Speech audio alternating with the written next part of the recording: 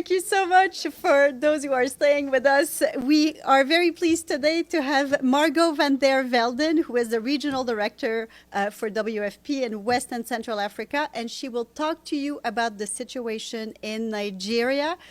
Please, thank you so much for your patience. Margot, you have the floor. Please go ahead with your introduction, and then we will take some questions. Thank you very much. And I'd like to begin by telling you about Aya. Aya is a 45-year-old mother whom the World Food Programme team in Nigeria met last week. When the conflict reached her hometown in the first to Chad, then back to Nigeria. For over a decade, Aya was on the move together with her children, and they've never really had a stable home. Only uncertainty and only survival. And as the team sat with her, she shared something that stayed with me, and I wanted to share this. Before she was receiving food assistance, she had no way to feed her children. And in some evenings, what she would do is boil a pot of water, and then not to cook, but to give her children hope. And she kept it simmering until the children fell asleep, believing that food was on the way. And that was how she managed to get through many of the nights. And when she finally arrived in the internally displaced persons camp in northeast Nigeria, she finally felt safe and relieved and was able to cook every day.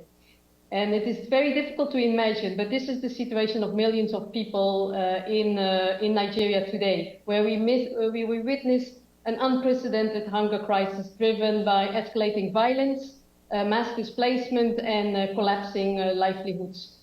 In Nigeria today, just to give you an impression, 31 million people are facing acute food insecurity and are in need of life-saving assistance. And to give you, put this a bit in perspective, this is equivalent to the entire population of Texas going hungry. However, due to the severe funding cuts that the World Food Programme is facing, we have exhausted our food and nutrition resources. And in the beginning of August, we will have to face the heartbreaking reality of having to suspend our operations for the populations in northeast Nigeria. And so our teams will have to tell the populations that they no longer will receive aid, not because there is no need, but there is no resources for that assistance. So over 1.3 million people will lose life-saving food assistance and nutrition support. 300,000 children will be at risk of severe malnutrition, and more than 700,000 displaced populations will be left with no means of survival. Over the next 6 months, we urgently need $130 million to maintain the operations in Nigeria, prevent situations like Aya's, and restore hope. Now, the sad part is also that this crisis is not just in Nigeria. Across West and Central Africa, WFP is facing critical funding shortfalls that are forcing us to reduce and suspend many operations in some of the most fragile contexts in the continent. WFP aid in the region has dropped by 60% compared to last year. And now we are reaching only 5 million people, with Mali and Niger suffering cuts of over 80% in emergency support. In countries such as Mali, Mauritania, Niger, Cameroon, and Central African Republic, we are facing and we're seeing the same pattern: rising needs, shrinking resources, and growing risk of instability. In Mali, for example, we see that many of the severely vulnerable communities, displaced or refugees, are projected to go without food assistance during the lean season, the most critical time of the year. In Niger, for example, unless urgent funding is secured, emergency operations are risk coming to a halt in the next few weeks, just as humanitarian needs remain acute. Also in Central African Republic, thousands of refugees and returnees are at risk of losing support altogether. But even in Chad, where we continue to see a daily arrival of more than 1,000 refugees from Sudan, limited resources are stretched. And so this situation represents really more than a reduction in aid. It's a significant decrease in life-saving support for millions of people. And as you know, when food assistance disappeared in these types of situations, hunger deepens, tensions rise between the communities and they fracture, and instability increases, and making it very, very difficult for this region to have peace and resilience.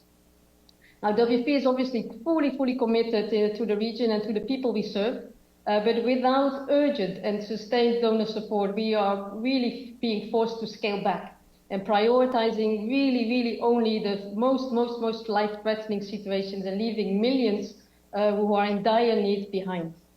We're ready to scale up. We're very present in the region, but we cannot do it alone. Many ayahs, like the mother in Borno, need us to act now before hunger turns into further instability and more forced population movements. As I'm concluding, I want to remember the millions of people in Aya's family situation in the West and Central Africa region, and I'm very happy to take any questions you may have. Thank you so much. Let me go first to Edie Lederer from AP. Thank you very much for doing this briefing on behalf of the United Nations Correspondents Association. A couple of questions on figures. You said Nigeria needs, you need $130 million for 6 months for Nigeria. What was the original appeal and how much money did you get? And do you have similar figures for the other countries that you just mentioned, including the Central African Republic, Mali, and whatever?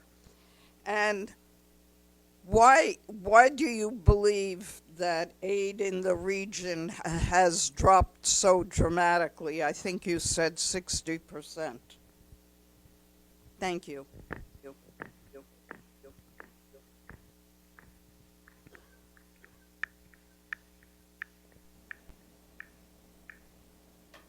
If I could answer, maybe, if you want to. Yeah.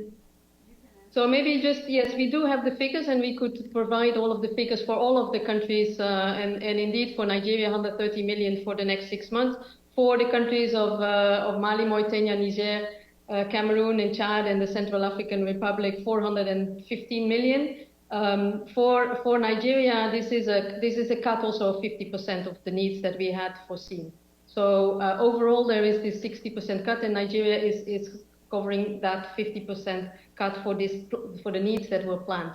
But we can provide you with a table for all of the different countries and specific plans versus what was received thus far and what the gaps are remaining. As far as why is the funding so much reduced this year? I think this is really the region where the funding cuts have been most impacted, and I would think there's 3 reasons really that are there. One, obviously, there's massive prices across the globe, and we've just heard from Stephen quite a few that get more attention. I think secondly, many of our traditional donors have also had to look towards these crises, but also crises or situations at their home, in their home situation. So more attention maybe to internal problems than external problems.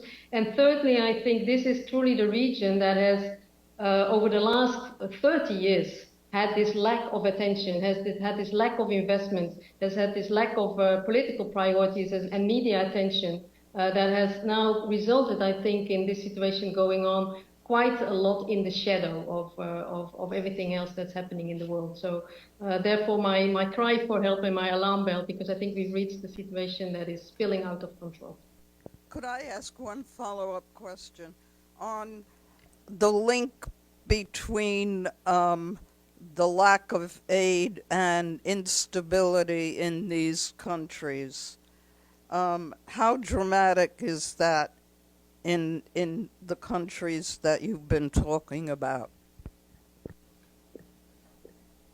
Yeah, thank you very much. I mean, it's very difficult to link exactly the aid cuts, obviously, and then attribute instability and insecurity to those aid cuts. No, and particularly because we've had last year quite some support, and it's the last few months that we're seeing this reduction in support. So I think it's very difficult to make that link or solely put that towards the aid cuts.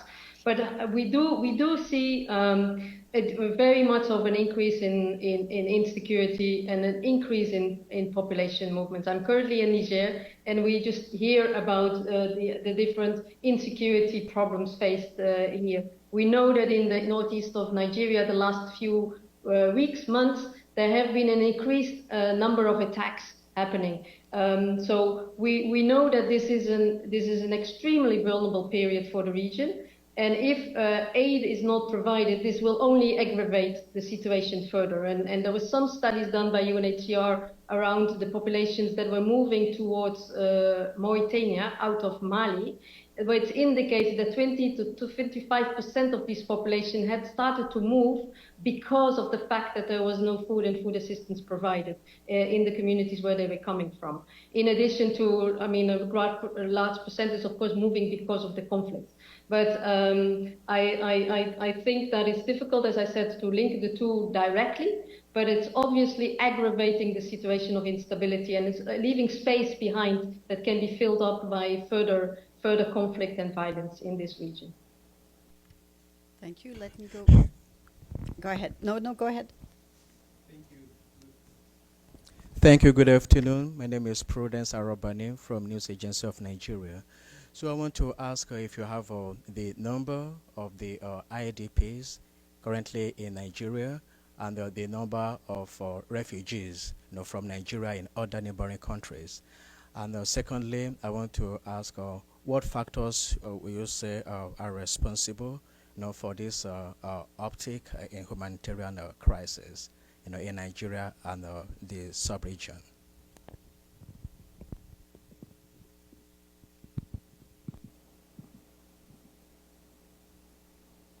I don't know if I respond. Okay, so we are facing, in the region, we have about 10 million people displaced, forcefully displaced, and a large percentage is in the northeast of Nigeria. We have about 2 million people that are displaced or that are in areas where they can hardly move away from, and so that is the bulk of the displaced populations are obviously in Nigeria, in the northeast Nigeria, as well as in Chad, where we receive about 1.7 million refugees from Sudan. But then there's also a number of internally displaced in Burkina, for example, and refugees in Mauritania.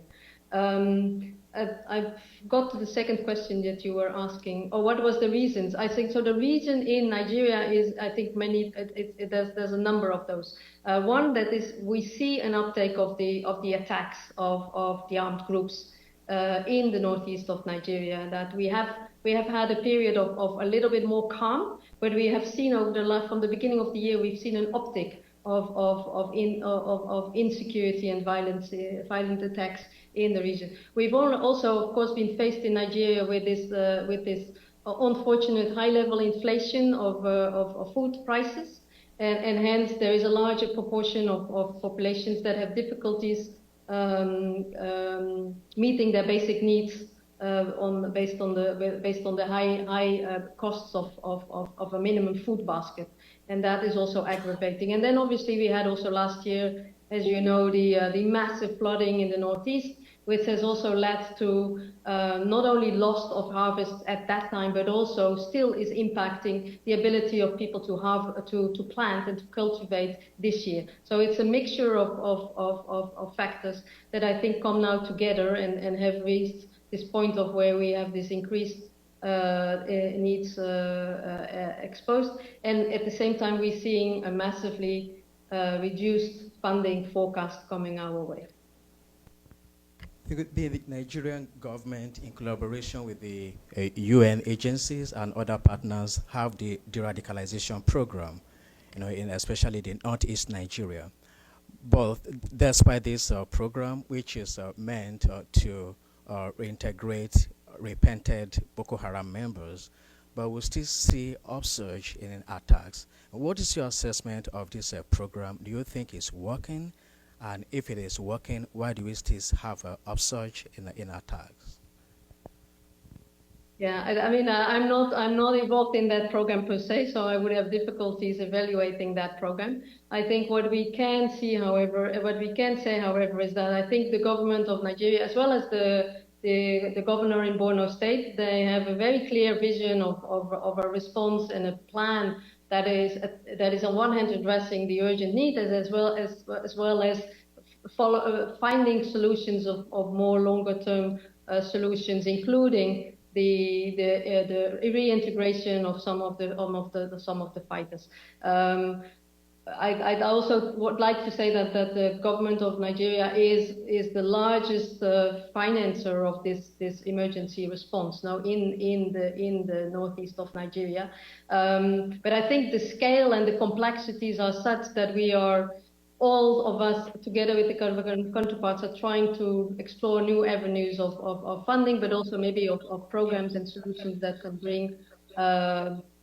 bring hope, I would say, and stability to a very, very complex environment at the moment. Go ahead. Thank you very much. This is Noreen Hussein with IPS News. I want to ask about the children that WFP has been able to reach. Can you tell us exactly how many children are WFP supporting through its programs? And if WFP does not get the critical funding that it needs by the end of August, how many children will be at risk of acute malnutrition and wasting? Thank you.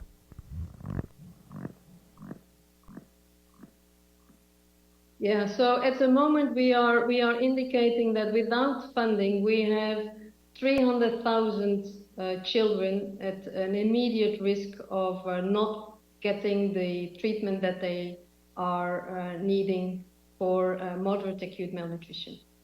So that's the situation where we are, and that is the bulk, that is the entirety of the program in the northeast of Nigeria.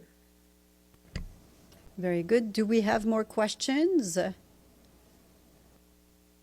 Entirely of the malnutrition problem, but that is the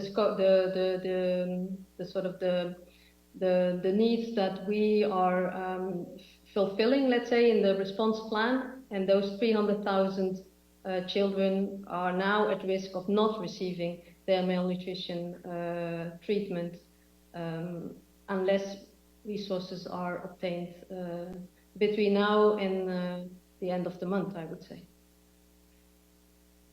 Very good. If we don't have additional question, Margot, thank you so much for joining us today. Thank you for your patience, for waiting for the end of the briefing. So we had with us Margot vandervelden, who is the WFP, World Food Programme's Regional Director for West and Central Africa. And she spoke to us from Niger, from Niamey, right, if I'm not mistaken? Correct. Thank you so much. All right. Thank you so much, everyone. Have a good day.